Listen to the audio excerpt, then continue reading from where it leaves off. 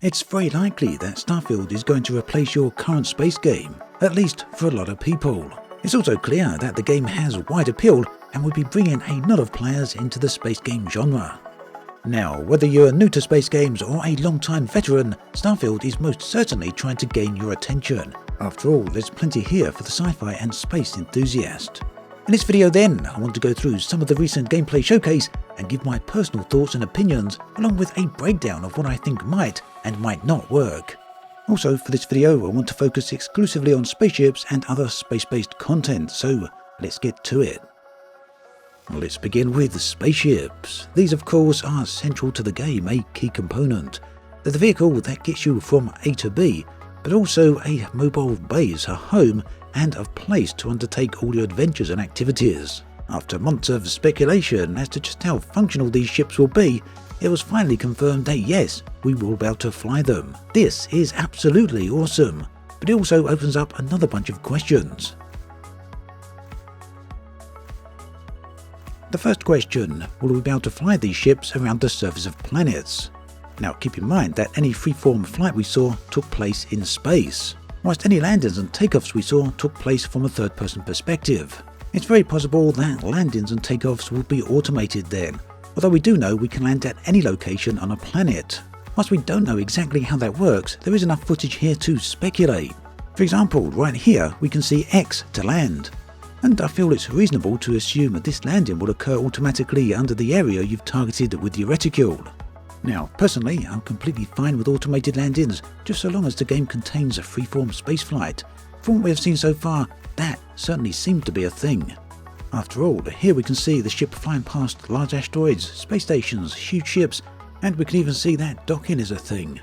I actually want to hold on this frame a moment longer. There's a few interesting bits of information here.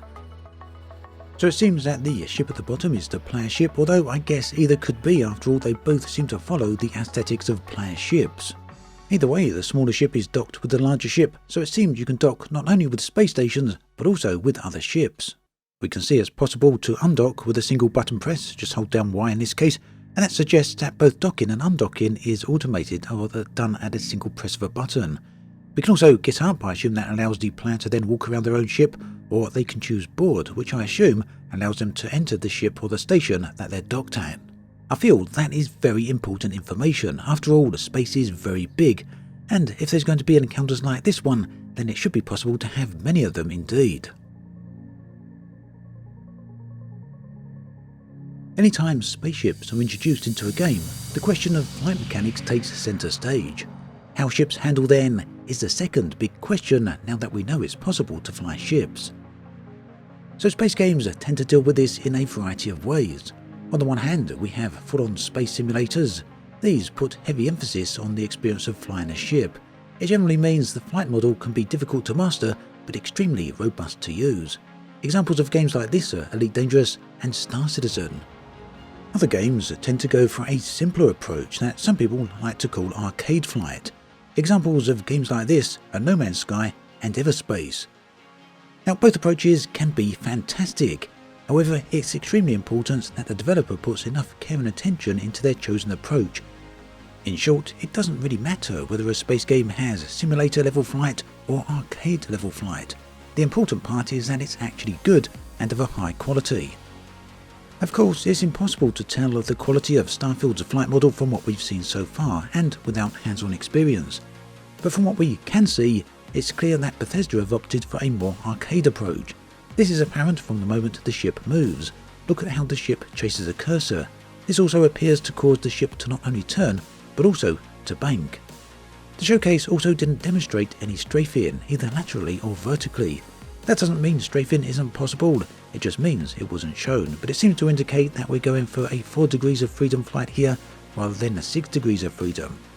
Either way though, it's clear that the flight model leans more towards the arcade approach, rather than the simulator approach. At the end of the day, this does make sense though, right? Not everyone who plays Starfield will be coming with the experience of flying spaceships. 100 different star systems and 1,000 planets on which to land. Starfield is definitely going to spoil players for a choice of locations. Now, from what we have seen, there looks to be a large variety of planet types. This hopefully at least, will go a long way to prevent too much in the way of repetition that often comes with games that have high numbers of different locations. But that said, Bethesda have always been known for creating games with large environments. Clearly, Starfield takes that to the next level though.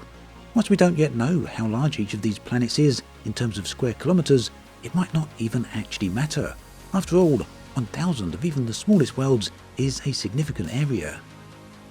So planets of course are a challenge for many space games, a very difficult developmental challenge.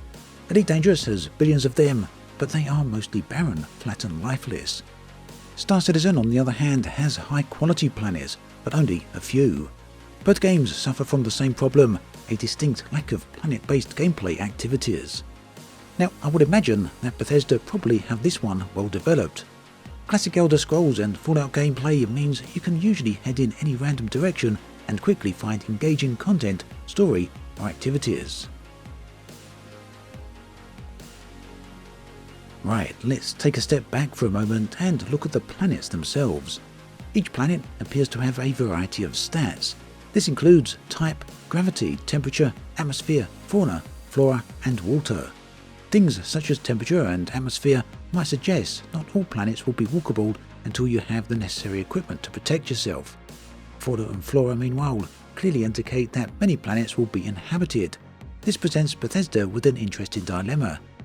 Just how do you keep the plants and animals interesting across 1,000 different worlds without being repetitive? It's clearly too much work for all this life to be handcrafted, but procedural generation can often be problematic too, due to making things, well, less lifelike and less believable. How Bethesda get around this one will be very interesting to see. Meanwhile, each star system also has its own set of stats.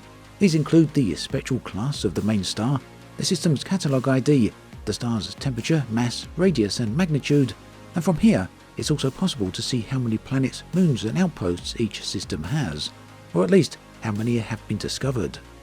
This example right here shows the star system has been just 15% surveyed.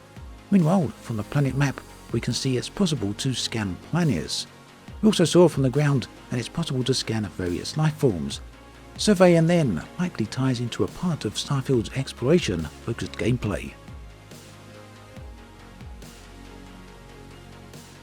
Starfield clearly takes its spaceships very seriously, and well it should. They're obviously a central focus for the game.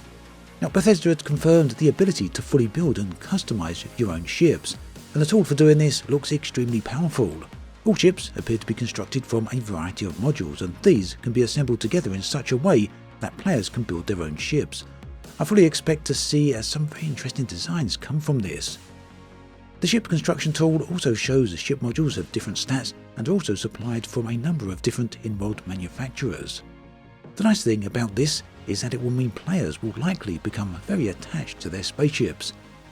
As I mentioned earlier, it seems they're intended to be a home away from home. Now other space games have the same idea. Star Citizen of course has done a remarkable job with this.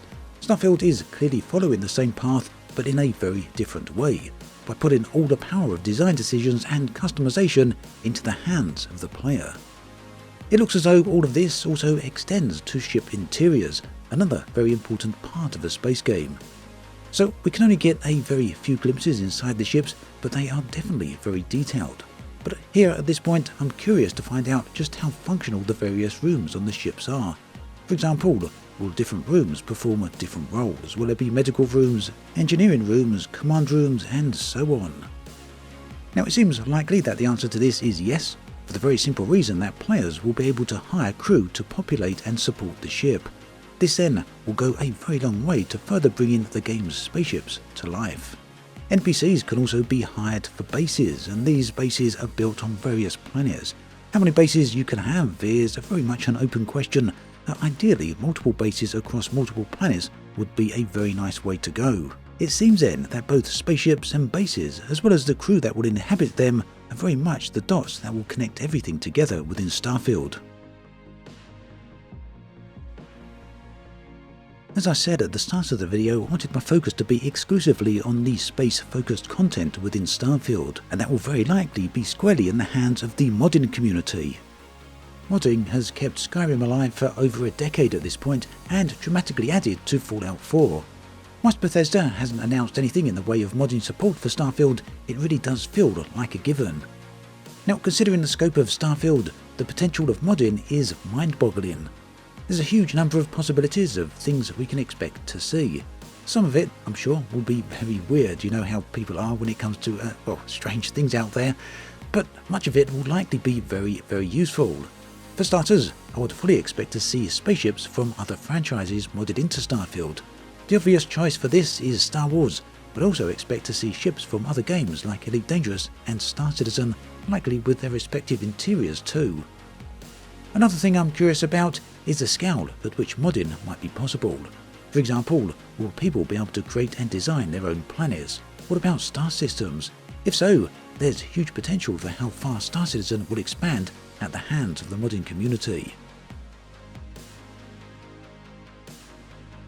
After the showcase, Starfield has found itself frequently compared to another space game. That, of course, is No Man's Sky. But also, being a Bethesda title, comparisons to Skyrim have also entered the equation. The title of No Man's Skyrim then quickly emerged, a great name if ever there was one. The nice thing about all of this though, is that for the most part, this label has been given in praise. Both those titles are great games after all. On the other hand, there are plenty of concerns out there about whether or not Starfield will be able to hit its goals or whether Bethesda will mess things up. Some of those concerns are entirely understandable, and I certainly share a few of them, especially when it comes to bugs in general and buggy releases. Overall though, it seems that Bethesda have put plenty of thought into what they want this game to be. It's a sprawling, open-world RPG in true Bethesda fashion, and with the added ability to travel between multiple worlds, 1,000 of them in fact. So, whilst I've only focused on the space aspects of the game in this video, I feel that in itself is very telling. It appears that those aspects of the game are large enough in scope and hopefully deep enough in implementation to carry much of the game. As I said in the previous video though, it's important to not get too caught up in the hype. Regardless of scope, Starfield cannot be all things to all people, so it can't possibly meet every single person's expectations. I do like what I've seen though, and as I opened in this video with, I fully expect Starfield to replace many people's space game of choice. That may be a temporary replacement, or it might be a permanent one. But either way, one thing is very clear. People's expectations of what a space game can deliver have just been elevated. That then brings us to an end of this video. As always, thanks for watching, and I'll catch you guys and girls next time.